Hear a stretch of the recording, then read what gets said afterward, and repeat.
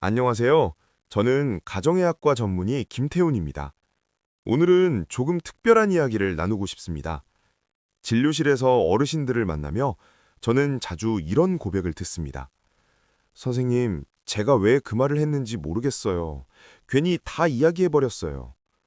그 한마디 때문에 며칠을 잠 못 이루고 가슴이 철렁 내려앉았다고 하십니다. 여러분, 누구를 만나든 이 네 가지 질문엔 절대 답하지 마라. 이 말은 단순한 처세술이 아닙니다.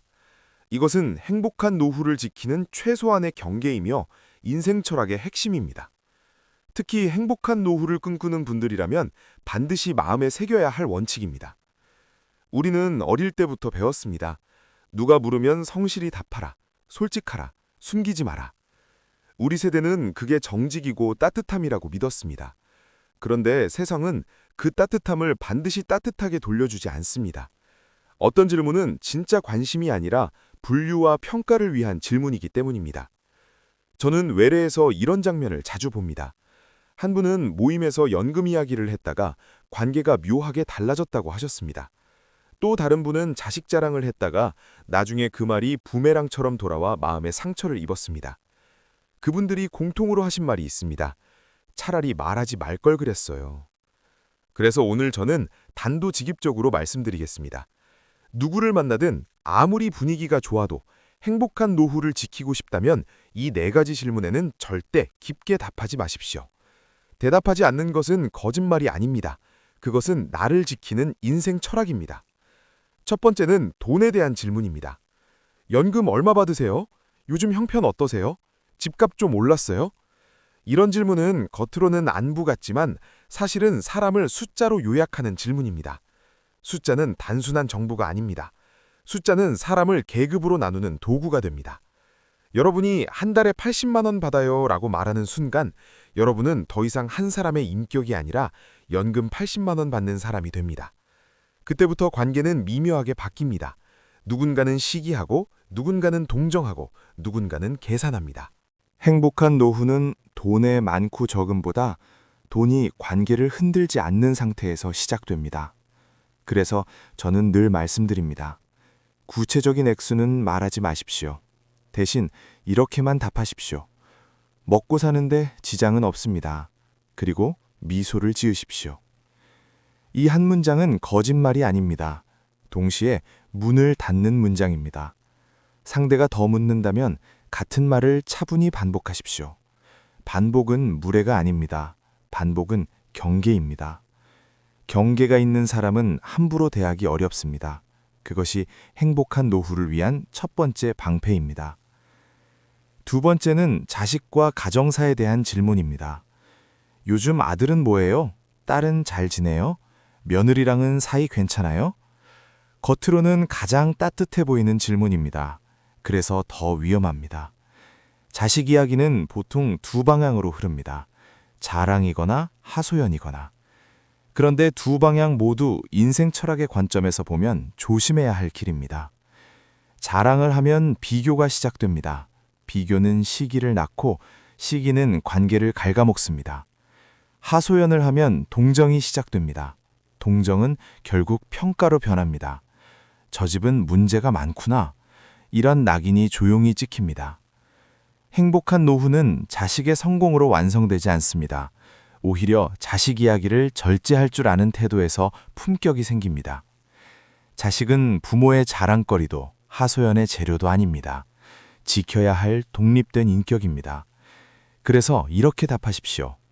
다들 바쁘게 잘 지냅니다. 그럭저럭 감사하게 살고 있습니다. 이 정도면 충분합니다. 짧게, 담백하게, 더 열지 않기. 이것이 어른의 인생 철학입니다. 세 번째는 깊은 속마음과 약점을 묻는 질문입니다. 요즘 마음은 어때요? 많이 우울하지 않아요? 솔직히 힘들죠? 이런 질문은 따뜻해 보입니다. 그래서 우리는 방심합니다. 그리고 어느 날 새벽에 외로움이 밀려올 때 마음을 다 털어놓습니다. 그 순간은 편할 수 있습니다. 그러나 관계는 변합니다. 오늘의 비밀이 내일의 약점이 될 수 있습니다. 저는 실제로 마음을 털어놓았다가 나중에 그 이야기가 소문이 되어 상처받은 분들을 많이 봤습니다. 행복한 노후를 지키려면 감정을 숨기라는 뜻이 아닙니다. 범위를 줄이라는 뜻입니다. 깊은 속마음은 극소수, 정말 검증된 사람에게만 꺼내십시오. 모임 자리에서 분위기에 취해 밑바닥까지 보여주는 것은 용기가 아니라 무방비입니다. 누가 묻는다면 이렇게 답하십시오. 덕분에 감사하게 지냅니다. 요즘은 마음을 더 단단히 하려고 합니다. 이 말은 힘들지 않다는 뜻이 아닙니다. 힘듦을 내가 다루고 있다는 뜻입니다. 그것이 인생 철학이고 그것이 행복한 노후를 만드는 힘입니다. 네 번째는 과거의 실수와 흑역사를 묻는 질문입니다. 젊을 때 크게 실패한 적 없어요? 후회되는 일 없어요? 이런 질문은 겸손한 고백을 유도합니다. 우리는 나도 완벽한 사람은 아니야 라고 말하고 싶어집니다.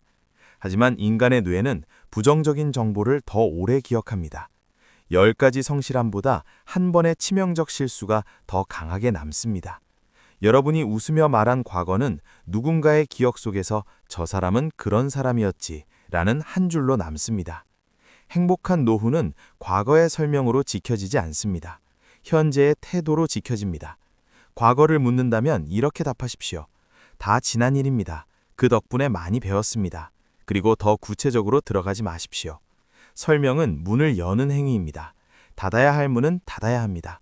그것이 누구를 만나든 이 4가지 질문엔 절대 답하지 마라의 핵심입니다. 자, 여기까지가 대답하면 손해보는 4가지 질문입니다. 돈, 가정사, 깊은 속마음, 과거의 실수. 이 4가지는 모두 나를 평가의 표적 위에 올려놓는 질문입니다. 그렇다면 우리는 입만 닫고 살아야 할까요? 아닙니다. 행복한 노후는 침묵만으로 완성되지 않습니다. 인생 철학은 단순히 피하는 기술이 아니라 방향을 바꾸는 기술입니다. 이제부터는 반전입니다. 입을 닫아야 할 때를 알았다면 입을 열어야 할 때도 알아야 합니다. 그리고 그 첫 번째 열어야 할 말이 바로 칭찬과 감사입니다. 모임에서 공기가 무거워질 때가 있습니다. 물가 이야기, 자식 이야기, 건강 이야기로 한 바퀴 돌면 피로가 쌓입니다. 그때 한 사람이 분위기를 바꿉니다. 그런데 그 사람은 자기 사정을 더 풀어놓지 않습니다. 대신 이렇게 말합니다. 오늘 이렇게 만나서 참 좋습니다. 얼굴이 한결 밝아 보이세요. 이 말은 상대를 살립니다. 그리고 놀랍게도 칭찬을 하는 사람 자신이 더 따뜻한 사람으로 기억됩니다. 심리학적으로도 그렇습니다. 남을 좋게 말하는 사람은 그 말 덕분에 자신이 더 좋게 평가됩니다. 말은 남을 향하는 것 같지만 결국 나를 드러내는 거울입니다. 그래서 행복한 노후를 원하는 분들께 저는 늘 말씀드립니다. 내 사생활을 설명하지 말고 지금 이 자리를 좋게 만드는 말을 하십시오. 그것이 인생 철학의 실천입니다. 두 번째로 품격을 올리는 대답은 취향과 내면으로 대화를 전환하는 것입니다. 돈, 건강, 자식 이야기는 비교를 낳습니다. 비교는 마음을 마르게 합니다. 대신 자연, 책, 음악, 산책 같은 이야기는 비교를 줄이고 여유를 만듭니다. 요즘은 아침 산책이 참 좋습니다.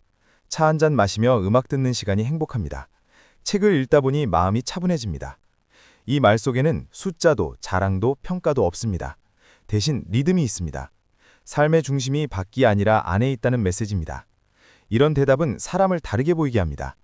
저 사람은 흔들리지 않는 세계가 있구나. 그렇게 느끼게 합니다. 행복한 노후는 결국 내면의 세계를 얼마나 가꾸었는가에 달려 있습니다. 취향은 사치가 아닙니다. 노년의 자존감입니다. 세 번째로 입을 열수록 품격이 올라가는 대답은 현재와 미래를 말하는 언어입니다. 지루한 어른은 과거를 말합니다. 왕년에는 품격 있는 어른은 현재를 말합니다. 요즘은 영어를 조금씩 배우고 있습니다. 스마트폰 기능을 하나씩 익히고 있습니다. 하루에 한 페이지라도 읽으려고 합니다. 이 말은 거창하지 않습니다. 그러나 생기가 있습니다. 성장 마인드셋은 나이를 늦춥니다. 배우는 사람은 늙지 않습니다. 이것이 행복한 노후의 또 다른 인생 철학입니다. 자, 이제 정리해 보겠습니다. 누구를 만나든 이 4가지 질문엔 절대 답하지 마라. 돈, 가정사, 깊은 속마음, 과거의 실수. 대답하는 순간 그것은 평가의 재료가 됩니다. 대신 이렇게 하십시오. 짧게 닫고 좋은 방향으로 전환하고 현재와 내면을 말하십시오. 이것이 존중받는 어른의 언어입니다. 이것이 행복한 노후를 만드는 인생 철학입니다. 여러분, 우리는 이제 남은 시간이 줄어드는 삶이 아니라 깊어지는 삶을 살아야 합니다. 깊어지는 삶엔 말이 줄어들고 표정이 부드러워지고 경계가 단단해집니다. 마지막으로 제 진료실에서 한 어르신이 하신 말이 떠오릅니다. 선생님, 이제는 괜히 말 안 합니다. 말 안 하니까 속이 편해요. 그분의 얼굴이 그날 유난히 환했습니다. 여러분도 그러셨으면 좋겠습니다. 말 때문에 잠 못 이루는 밤이 아니라 단단한 경계 덕분에 편안히 잠드는 밤을 보내시기를 바랍니다. 돈 때문에 흔들리지 않고, 자식 이야기로 비교하지 않고, 속마음으로 상처받지 않고, 과거로 평가받지 않는 삶. 여러분의 행복한 노후가, 여러분의 인생 철학이, 여러분의 조용한 품격이 오래도록 빛나기를 진심으로 바랍니다. 오늘도 건강하시고 마음 단단히 지키시며 여러분 자신의 삶을 존중하는 하루 보내십시오. 제가 늘 응원하겠습니다.